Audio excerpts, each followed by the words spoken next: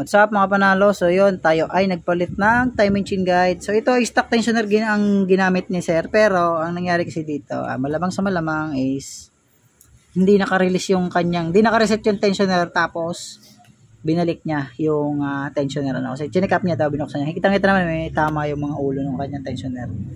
So the best way kasi dito mga kapanalo, before nyo to galawin, dapat i-reset nyo muna. Nasa na GJ pa? Ito pamihit namin. Ito yung pang reset namin. Nire-reset yan before nyo galawin yan. Yun, naka-release yan. So dapat naka-reset yan before nyo paandarin yung motor para hindi kumuskus dito. Yan. Siguro natakot si sir kasi may kalansing yun. Kaya ang ginawa niya ay nirelease niya habang basta dapat dito talaga is naka-reset siya before nyo sa paandarin. Okay? So naka-reset. Then i-release nyo bago nyo push start. So yan, lesson na yan. Wag lang basta gaganawin ng tensioner kasi makakain yung inyong timing chain guide. Ayan, kinain ng timing chain yung kanyang timing chain guide. Ayan, nasa nang pabago kakadon JJ, yung bit naman sulat. Yung ganito lang Buti na lang kamo at kayang tanggalin kahit hindi tayo baklas ng makina. So tinanggal natin yung magneto. Mabait yung magneto ni boss kasi natanggal siya agad.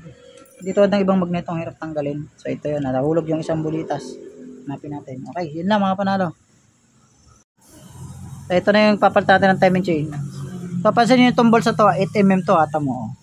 Patong natin dito, pasok sa loob. Ayun hindi malalaglag.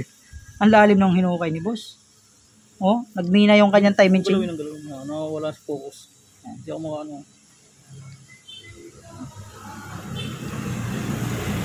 So dito, pag nilagay nyo to, eto wala. Pag pinasok mo, nahukay siya. Sobrang lalim. Ayan na. Sige, kalasin nyo ulit sa bahay yung mga motor nyo. Bend na bend pati ito. Tanyo. So ito yung bago, ito yung luma. Ang lalim. Nahukay. Ito wala. Ganda pa. Ukay na naman ni sir to. Yaman na yun.